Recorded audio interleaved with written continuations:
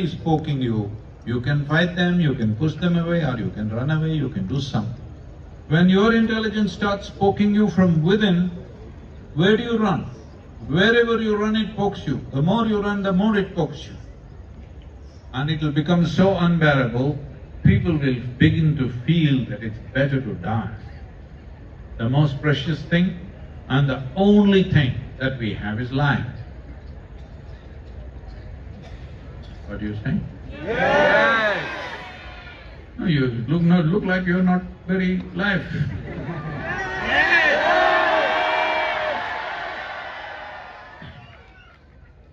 You may think you have money, you may think you have wealth, you may think you have family, this, that, but the only thing that you have is life. If I just 5 minutes, if I take away your memory, you have no wealth, you have no bank balance, you have no family, you have no nothing.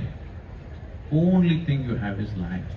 Because there is life and we value it, we try to add some accessories so that this will be wonderful. You are gathering money, wealth, family, this, that, whatever, only because you think it will enhance your life. If it's going to take your life, you must at least take sannyas. Hello. If your business, if your marriage, if your wealth, if your children are going to take away your life, it's better you take sannyas. You're not fit for juggling so many balls. Sannyas means only one ball. Just learn to do a lot of tricks with one ball, only one ball. If you have multiple balls, you must be much more competent. You do many things. But when some ball falls off, if you are it's going to break your heart and your mind, you should not be going there, all right?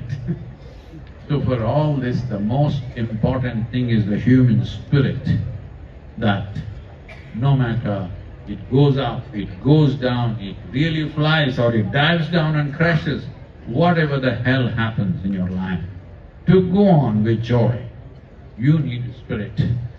This is why Gramotsava.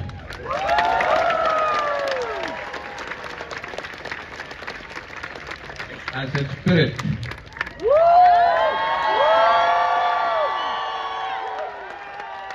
If I say spirit, some people not here, but they are saying, still the test mark has not opened, Sadhguru. I don't know what time they open, but I'm saying, if life, your life, the life that you are, if it's less than anything that you possess, you have not realized the value of your life.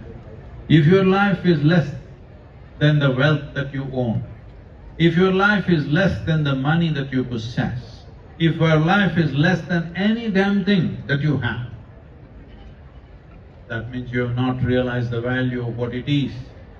So, a sport, a simple game, well, they're playing like competition, it's fine.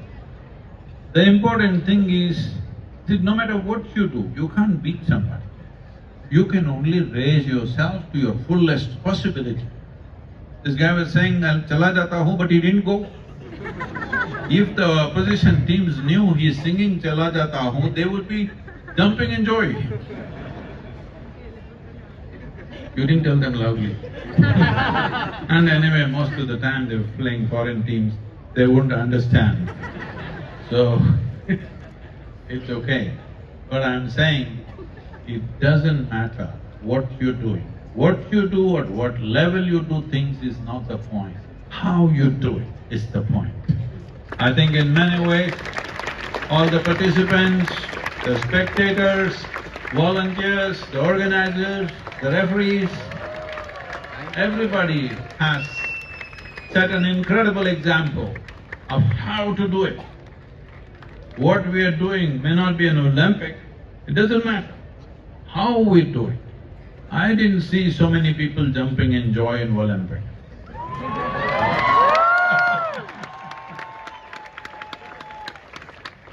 So, this whole effort is to bring back rural societies to a different level of enthusiasm and spirit, because there was a time in this civilization, there was a time 365 days of the year was a festival, every day. Just look back and see in the Panchangam, every day is a festival. Because of poverty, because of so many problems that the country went through, we reduced it to 135, 40 festivals in the year. But because of, they made us like this, that they gave us Sunday holiday. So we can't celebrate on the Paurnami, we can't do worship on Amavasya. So we lost another 25, only 8 to 10 festivals are left. Is it enough that your life is a celebration for 8 days in a year? Hello? No! You're a horrible creature if you're celebratory only 8 days in a year. So the civilization realized that and made everything into a celebration. That is, for rural life I'm saying, if you're plowing the land, for that there is a song and dance. If you're weeding the land, there is a song and dance. If you're seeding the land, there is a song and dance. Harvesting, there is a song and dance. For everything, different kinds of music, different kinds of art forms. And with this, the country produced the most incredible variety of musical range. Nowhere, just nowhere, I've looked at this in great depth, nowhere on the planet does anybody have the variety of musical range and vocal variations that we have created in this country. All this is rooted in 365 days being celebration. See, right now, it's only once a year, Gramotsavam, dinga dinga dinga dinga, they're doing. But suppose every day there is a Gramotsavam, these guys have to perk up. They can't be beating the same drum every day. That's what happened to this culture, because every day is a celebration. Today you sang this, tomorrow you can't be singing the same thing. You have to come up with a new thing and a new thing. The way the art and music evolved because of the celebratory nature, and the way human beings burst forth with enthusiasm and the spirit of being involved was such that it was a great phenomena by itself. Because of that level of enthusiasm, human brain evolved in mathematics, in astronomy, in spiritual process, in business, in everything.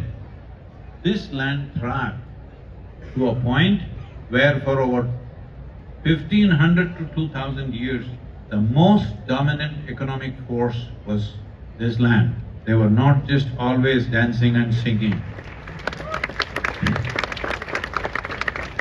It's time we revive this. This is not just about Bharat. It's not just about one nation. It is important, it happens to humanity that people rise in a joyful celebration with everything. Because the Western nations, particularly that part of the West which has been a serious influence on the world, the Europeans have become so dead serious. Hello? I'm sorry, I'm not… So serious that though for 200, 300 years, however they did it, they had the most affluent existence. But the most miserable people are there. I'm not saying this with any prejudice. When I travel outside, everything is better than how it is in rural India. Almost everything. Food, housing, furniture, transportation, everything is better, which is needed for human societies. But after 2-3 months of travel, when I come back to India, I suddenly see starved-out faces far more joyful than well-fed faces.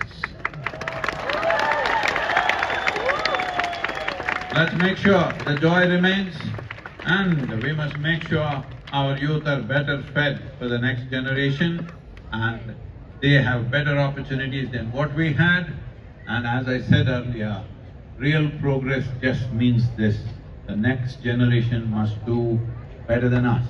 Let's make it happen. Thank you very much. Thank you.